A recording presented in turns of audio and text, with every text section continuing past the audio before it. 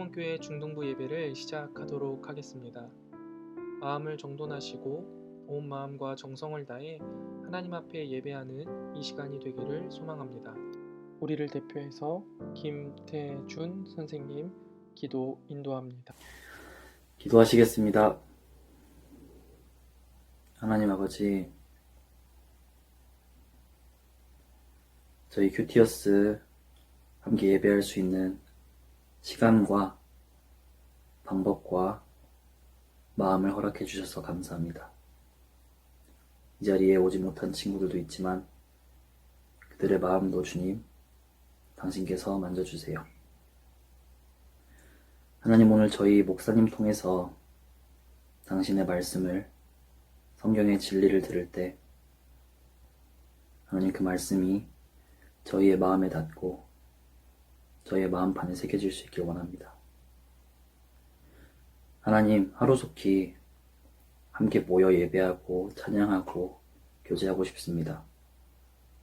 하지만 주님, 당신께서 허락하실 때까지 우리가 잘 참고 견디며 그날을 기다리겠습니다. 하나님, 오늘도 영광 받으시옵소서. 저희들의 마음을 봐주시고 저희를 긍휼히 여겨주시옵소서. 모든 기도를 예수 그리스도의 이름으로 드립니다. 아멘. 함께 보실 하나님의 말씀은 누가복음 15장 31절부터 32절까지의 말씀입니다. 제가 읽겠습니다. 아버지가 이르되 예, 너는 항상 나와 함께 있으니 내 것이 다 내 것이로되 이 내 동생은 죽었다가 살아났으며 내가 잃었다가 얻었기로 우리가 즐거워하고 기뻐하는 것이 마땅하다 하니라. 아멘. 오늘 말씀 제목은 하나님 사랑입니다. 오늘 말씀을 통해 하나님이 우리에게 하시는 말씀을 듣는 귀한 시간이 되기를 소망합니다. 여러분들 안녕하십니까? 형 목사입니다. 오늘은 좀 각도를 바꿔서 한번 촬영해 봤습니다. 여러분, 오늘 저와 여러분이 함께 보셨던 말씀은 우리가 잘 알고 있는 탕자 이야기입니다.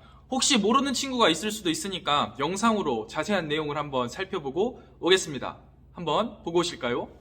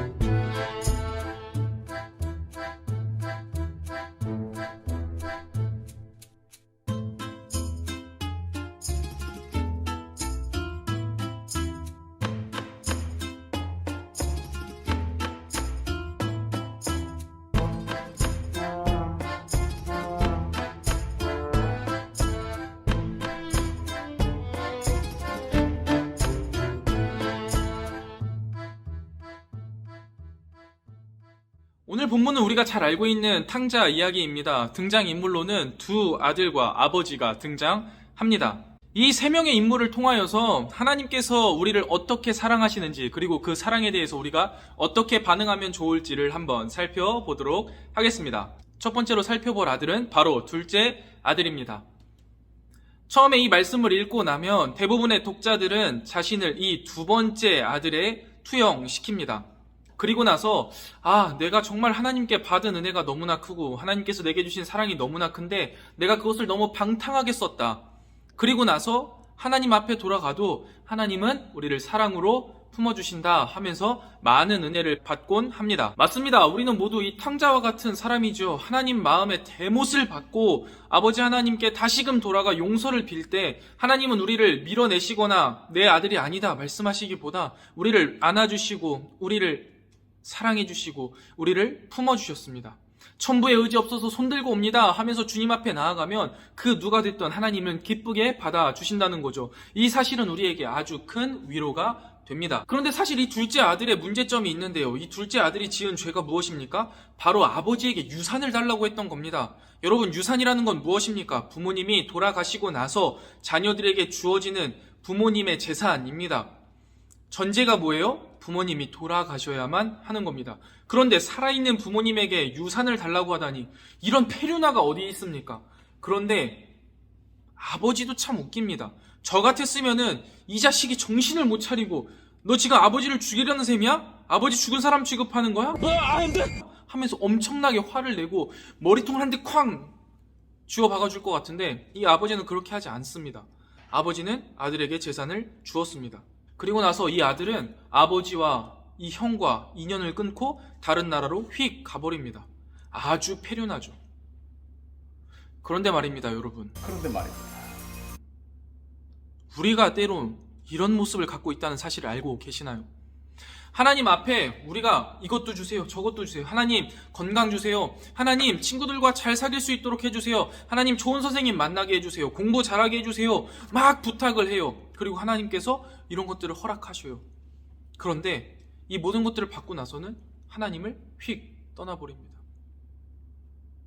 안 그런다고요? 맞아요. 우리 큐티스트 친구들은 아마 그렇지 않을 거예요. 지금은 다른 교회 이야기를 잠깐 하는 겁니다. 여러분, 어떤 친구들은요 이렇더라고요. 중학교 올라가고 나면 이 중간고사, 기말고사라는 게 생겨요. 중학교 1학년 친구들은 아직 안 보겠지만 아무튼 중간고사, 기말고사가 생깁니다. 시험을 봐야 돼요. 그리고 이게 성적이 매겨지거든요. 그러니까 여기에 굉장히 스트레스를 받더라고요. 그러면서 중간고사만 되면 교회에 나오지 않아요. 그리고 학원으로 갑니다. 학원에 가서 열심히 공부해요. 그러면서 이렇게 말하는 거죠, 하나님한테. 하나님, 중간고사 기간이잖아요. 공부해야죠. 그러니까 하나님, 잠깐 기다려주세요. 큐티를 해요. 큐티를 열심히 하는데 이 중간고사 기간 되면 외울 게 많으니까 큐티할 시간이 없는 것처럼 보여요. 그리고 큐티를 안 하기 시작합니다. 다른 교회의 이야기입니다. 하나님, 중간고사가 얼마 남지 않았으니까 잠깐 저리 가 계세요. 하나님, 잠깐 조용히 계세요. 저 입시가 얼마 안 남았거든요. 예배는 입시 끝나고 가겠습니다. 이거 마무리되면 하나님 열심히 믿을게요. 잠깐 좀 제발 그냥 계세요. 이런 행동, 이런 마음가짐은 하나님을 죽은 하나님으로 여기는 행동입니다. 사실 이 정도는 양반입니다. 차마 우리 입에 다 담을 수 없는 죄악들을 우리가 저지를 때 어떻게 하나요? 하나님이 없는 것처럼 행동하죠. 이러한 모습들이 마치 우리가 둘째 아들과 똑같은 모습이 아니겠냐라는 거예요.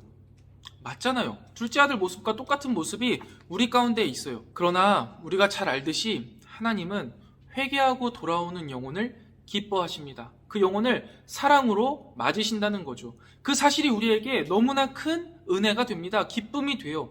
그래서 우리가 둘째 아들을 통해서 알 수 있는 하나님의 사랑은 무엇이냐? 용서하시는 하나님.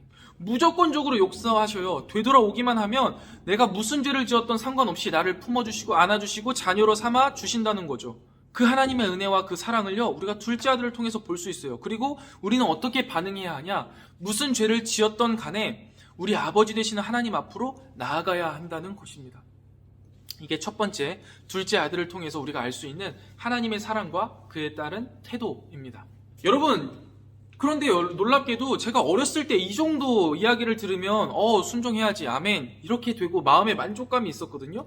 그리고 나서 이 말씀을 계속해서 읽을 때마다 더 마음이 가는 인물이 있었습니다. 그게 바로 뭐냐면 지금 살펴볼 첫째 아들입니다.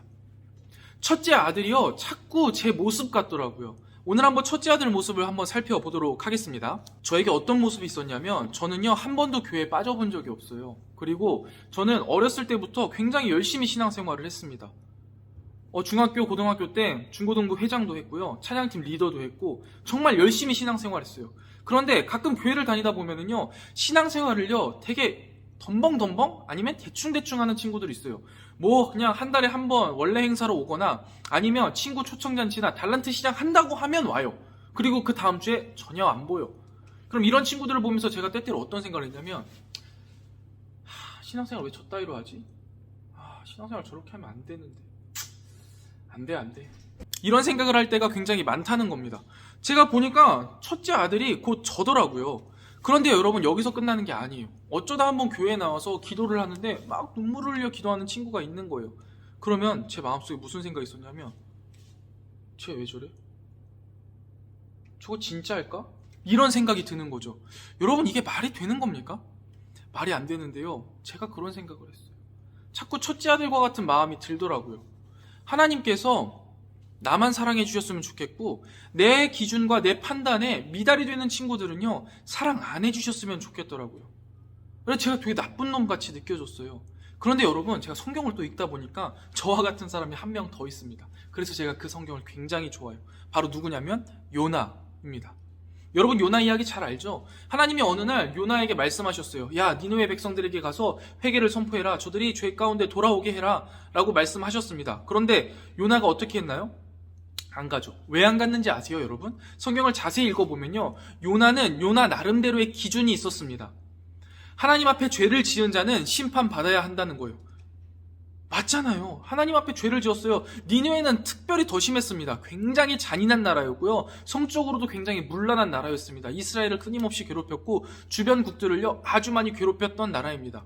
그러니까 요나 생각에는 저 나라는 멸망해야 돼요.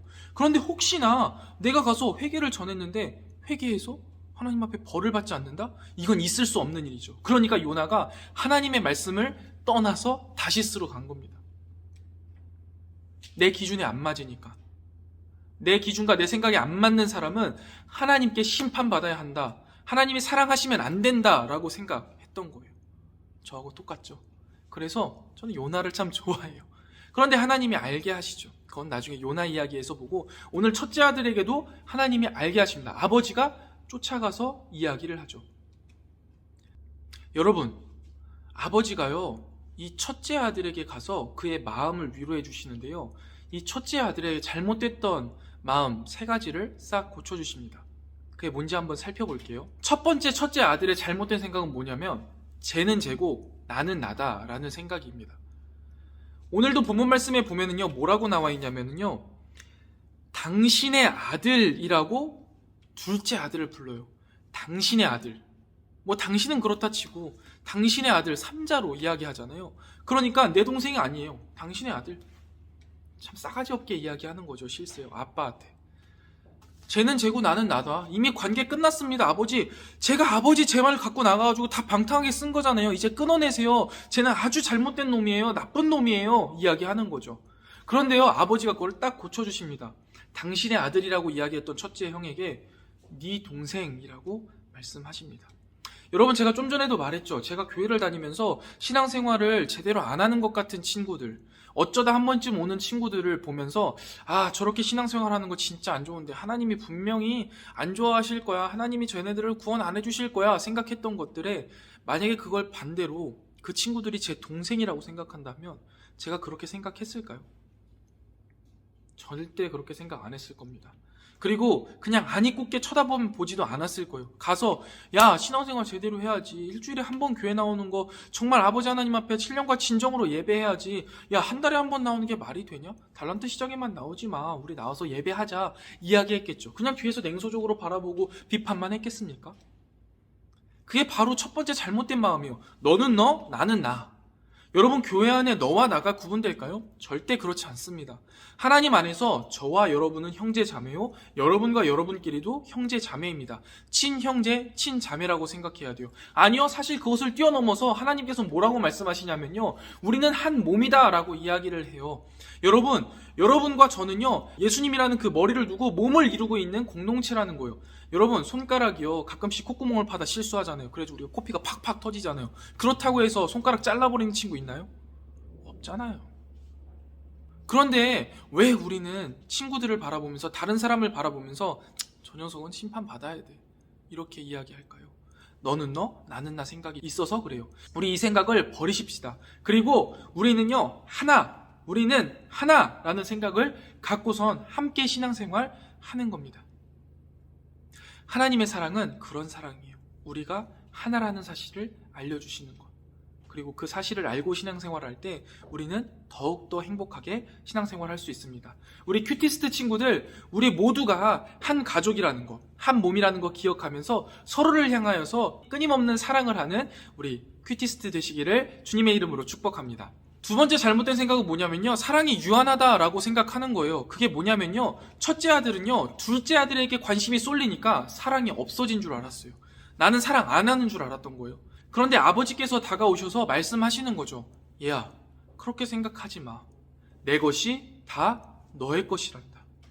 여러분, 모르는 거잖아요. 왜 이렇게 모르고 있어, 자기 자신을. 하나님께서는요, 우리를 사랑하실 때요, 각자에게 맞추어서 가장 좋은 사랑을 주십니다. 다른 거예요. 이건 틀린 게 아니라는 거죠.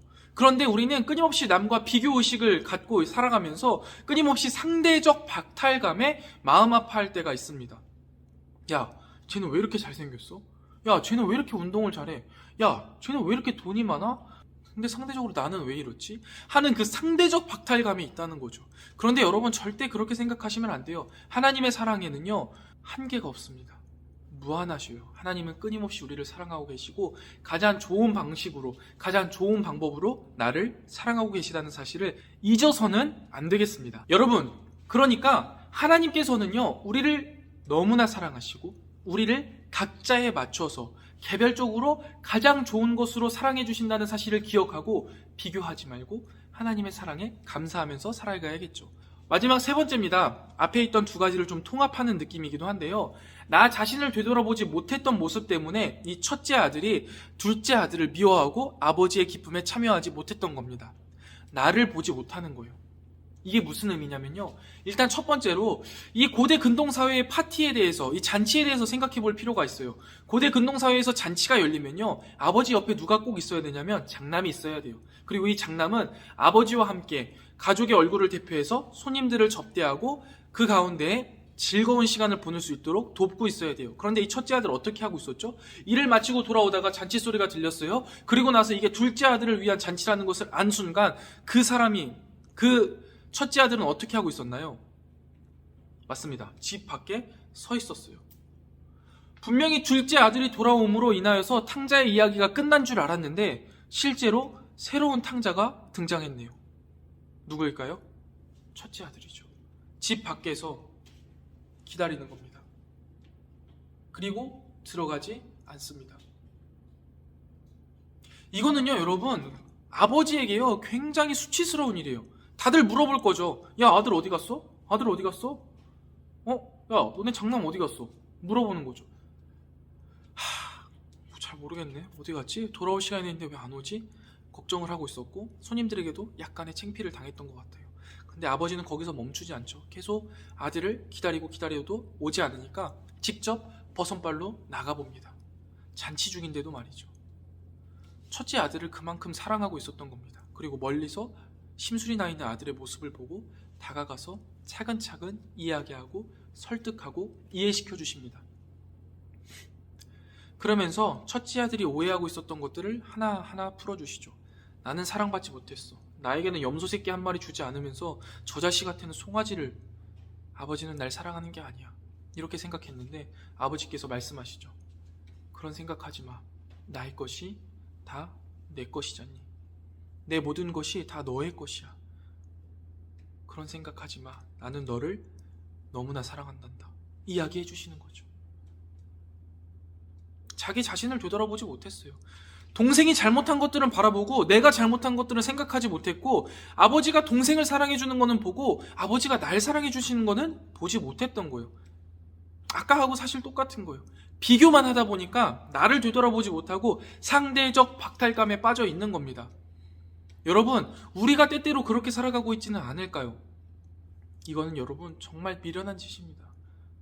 잔치에 빨리 들어가서 맛있는 거 한 개라도 더 먹고 기쁨의 잔치를 즐겨야 하는데 이게 뭐 하는 짓이냐고요. 그렇잖아요. 여러분, 하나님께서는요, 우리를 너무나 사랑하시고요, 우리가 죄인 되었다는 사실도 알고 계시지만 우리를 품어주십니다. 그러니까 우리는 어떻게 반응해야 될까요? 첫 번째, 나도 둘째 아들과 똑같았어. 내가 하나님 마음을 아프게 한 적이 있어. 그러니까 저 둘째 아들이 하나님께 돌아온 것을 같이 기뻐할 수 있어야 해요. 회복되는 거니까요. 형제 자매니까요. 너는 너, 나는 나가 아니잖아요. 그리고 두 번째, 하나님이 나를 정말 사랑하신다는 사실을 볼 수 있어야 돼요. 그래서 여러분의 삶을 한번 천천히 되돌아봐 보세요. 여러분의 삶 가운데 하나님의 은혜, 하나님의 사랑이 없는 곳은 단연코 단 한 군데도 없을 겁니다. 하나님은 치밀하게 우리를 사랑하시고 불꽃 같은 눈동자로 우리를 지켜보고 계시거든요. 자, 이렇게 해서 우리 두 번째 인물인 첫 번째 아들까지 살펴보았습니다. 하지만 오늘 이야기 가운데 핵심은 누구냐? 주인공은 사실 누구냐? 바로 아버지입니다. 우리가 이 아버지를 보면서 하나님이 우리를 사랑하시는 네 가지의 모습을 한번 살펴보도록 하겠습니다. 첫 번째, 둘째 아들의 정신 나간 요구에도 그 요구를 들어주시는 하나님, 아버지이십니다. 여러분, 생각해 보세요. 아들이 어느 날 갑자기 와서 나에게 내 유산을 요구한다. 그걸 줄 수 있을까요? 저 같으면 못 준다니까요. 그런데 줬어요. 왜 주셨을까요? 그 아들을 사랑하니까, 그 아들을 믿으니까 준 겁니다. 그런데 그 아들이 어떻게 했나요? 아시죠? 그런데 여러분, 아버지는요, 아들을 믿고 아들을 사랑합니다. 그래서 자유를 주신 거예요. 하나님께서도요, 우리에게 마찬가지로 행하십니다. 여러분, 선악과를 하나님께서 우리에게 왜 주셨을까요? 우리를 사랑하시니까 주신 겁니다. 선악과가 없었으면 우리에게 선택할 게 아무것도 없어요. 그냥 하나님께서 만들어 놓으신 세상에 쳇바퀴처럼 마치 클립처럼 살아가면 되는 거예요. 그런데 선악과를 주심으로 선택할 수 있도록 자유를 주신 겁니다. 자유예요, 자유. 하나님은 우리를 너무나 사랑하셔서 우리에게 자유를 허락하십니다. 그래서 이 자유를 누릴 권한이 우리에게 있어요.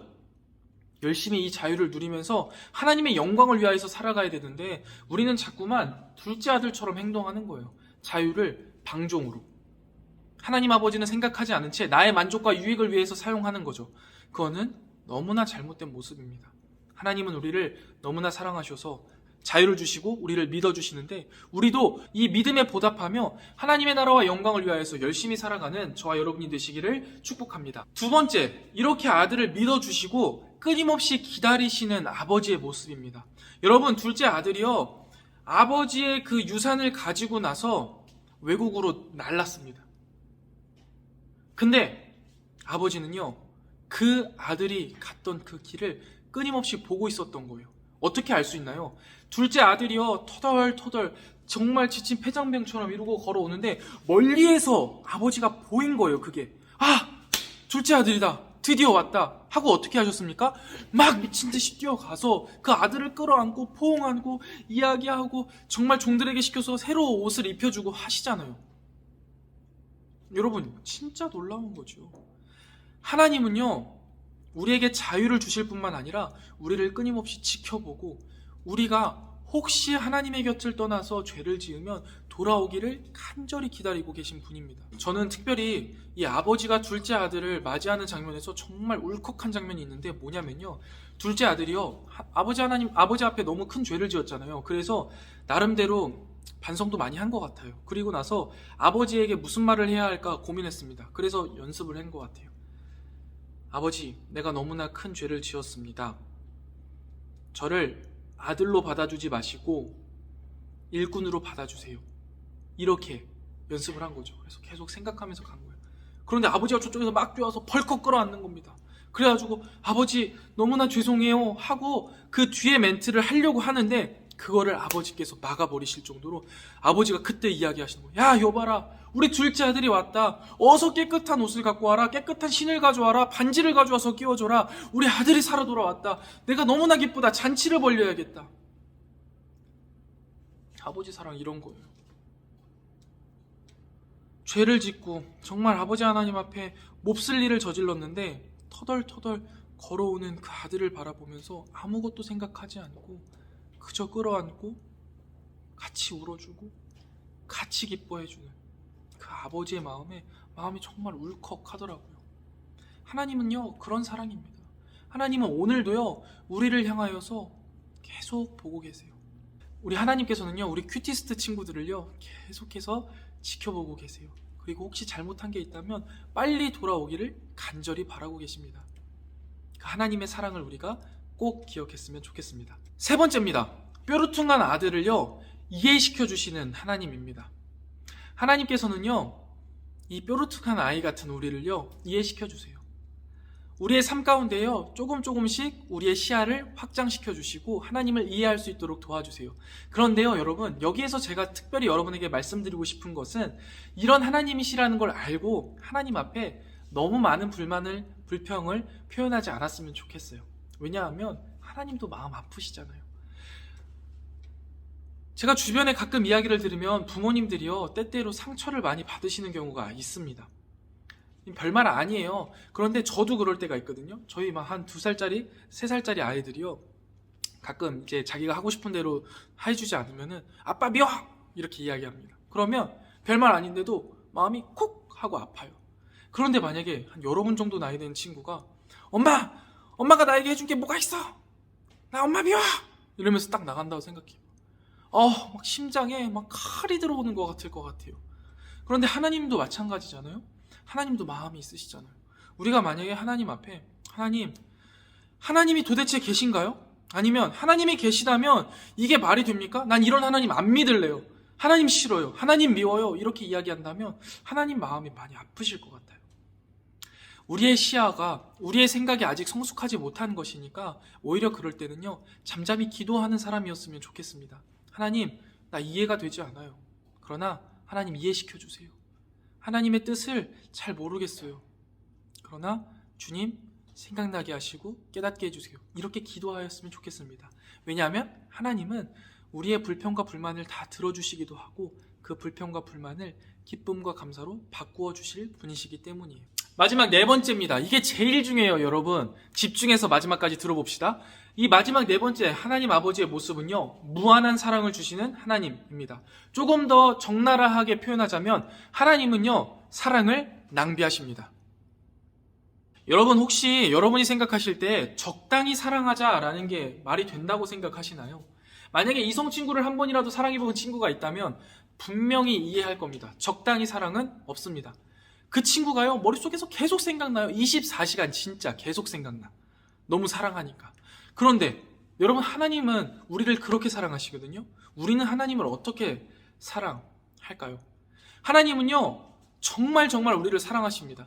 특별히 우리도 그렇잖아요. 우리가 둘째 아들과 같았는데도 둘째 아들 같은 나를 사랑하는 것은요, 낭비예요. 저는 늘 생각해요. 하나님이 왜 나 같은 사람을 사랑해 주실까? 왜 하나님이 나 같은 사람을 통해서 하나님의 일을 하실까? 아직도 의문입니다. 굉장히 낭비예요, 낭비. 저 말고 이영표 선수 같은 사람 너무 멋지잖아요. 저 말고 이찬수 목사님 같은 사람, 그런 사람만 사용하시는 게 당연하다고 생각해요. 근데 저 같은 사람을 사용하시는 낭비예요. 아주 낭비를 많이 하시는 사랑입니다. 그런데 여러분, 그 낭비적인 사랑이요, 우리를 살리고 있습니다. 우리를 살아가게 하고 우리가 하나님의 자녀로서 하나님의 나라의 일을 할 수 있도록 도와주고 계십니다. 그런데 우리는 그 하나님을 어떻게 사랑하나요? 여러분, 신앙생활 적당히 하려고 하는 친구들 혹시 있으십니까? 절대 안 됩니다. 신앙생활은요, 여러분, 절대로 적당히 하는 게 아니에요. 신앙생활이라고 표현하는 것 자체가요, 사실 좀 잘못된 것 같아요.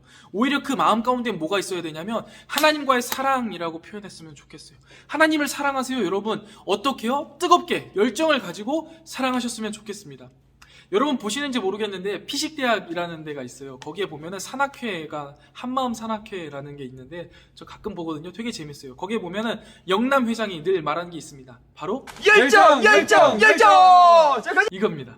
열정이 있어야 돼요. 여러분, 사랑은요 차갑지 않습니다. 사랑은 늘 뜨거워요. 그래서 우리가 하나님을 향한 뜨거운 마음이 있어야 돼요. 어떻게 하면 하나님을 더 기쁘게 할 수 있을까? 어떻게 하면 하나님의 말씀을 조금 더 잘 읽을 수 있을까? 어떻게 하면 하나님을 더 기쁘게 해드릴 수 있을까? 주님을 어떻게 하면 조금 더 아름답게 찬양할 수 있을까? 뜨거운 마음이 우리 마음 가운데 계속 있어야 돼요.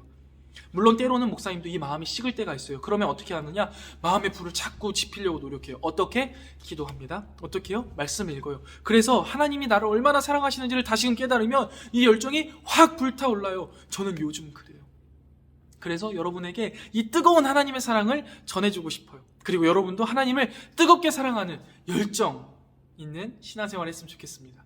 우리 큐티스트로 이제 이름이 정해졌는데 그 이름 중에 하나, 순위 중에 하나가 뭐가 있었냐면 하트가 있었어요. 하나님을 뜨겁게 사랑하자. 너무 제 마음. 하트. 하나님을 뜨겁게 사랑하는 우리 큐티스트가 되었으면 좋겠습니다. 하나님은요 적당히 사랑하지 않으셨어요. 우리를 향하여서 끊임없이 낭비하시고 우리를 향하여서 너무나 넘치는 사랑을 주셨어요. 우리의 분에 넘치는 사랑을 우리에게 주셨다고요. 우리도 그 사랑에 정말 손톱만큼 아니면 손톱에 있는 때만큼도 못하지만 하나님을 열정적으로 사랑하는 우리 큐티스트 친구들이 되었으면 좋겠습니다. 하나님의 마음을 우리가 이해한다면 말이죠. 여러분, 말씀을 정리해 보도록 하겠습니다. 아버지가 첫째 아들과 둘째 아들에게 베푼 사랑은요, 조건 없는 해픈 사랑, 낭비가 너무 심한 그 사랑이었습니다. 그러나 그 사랑이 오늘 우리가 하나님께 받은 사랑입니다. 우리가 이 사랑을 기억하면서 하나님의 사랑에 어떻게 반응해야 할까 고민하셨으면 좋겠어요. 그리고 고민만 하지 말고 뜨거운 열정으로 하나님을 기쁘게 사랑하는 사람들 되었으면 좋겠습니다. 여러분, 사랑은 적당히가 없습니다. 사랑은요 열정으로 하는 거예요. 정말 뜨거운 사랑으로 하나님의 마음을 기쁘시게 하는 우리 큐티스트 친구들이 다 되시기를 주님의 이름으로 축복합니다. 여러분, 이번 한 주간은 특별히 하나님 앞에 뜨거운 사랑을 보여주는 한 주간으로 보내면 어떨까요? 하나님 앞에 열정 있는 모습으로 주님을 사랑한다 고백하고 하나님의 말씀을 읽고 주님께 기도하는 뜨거운 한 주간을 보내실 수 있기를 주님의 이름으로 축복합니다. 여러분, 사랑합니다.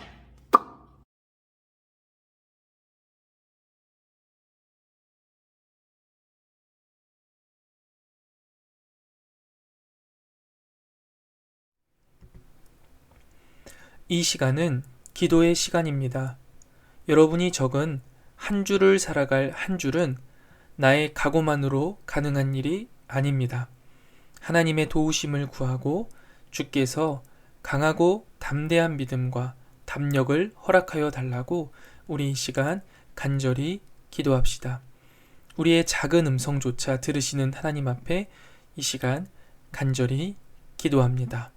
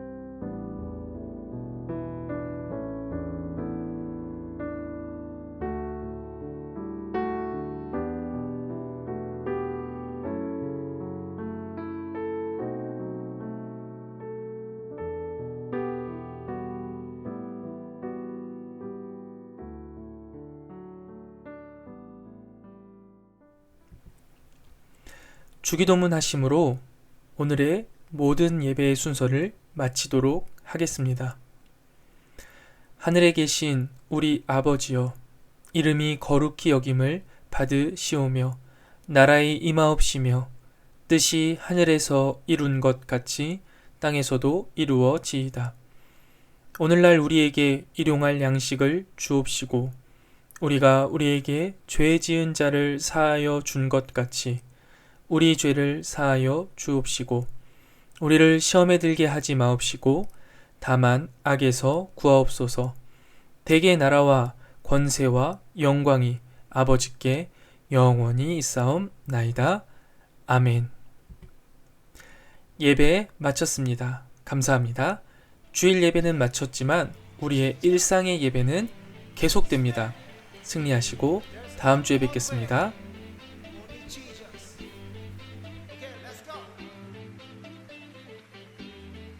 어둠 속을 걷고 있는데 앞이 보이지 않는 이 길 두근대던 마음은 점점 두려움으로 변해. 오늘도 예배하는 당신이 진짜 그리스도인입니다. 말씀 묵상 100일 프로젝트가 진행 중에 있습니다. 함께 말씀을 묵상합시다. 3월 큐티책이 각 가정으로 배송되었습니다. 아직 책을 못 받은 친구들은 선생님들께 꼭 이야기해주세요. 우리 중등부 이름은 큐티스트로 정해졌습니다. 큐티하는 중등부 아티스트들의 모임이라는 뜻으로 이성현 친구가 추천해 주었습니다. 감사합니다. 다른 이름을 추천해준 친구들도 이번 주까지 꼭 밴드에 댓글을 남겨주세요. 시상하겠습니다. 당분간 우리가 함께 드리게 될 온라인 예배 시간표입니다. 함께 참여해서 즐겁게 예배합시다.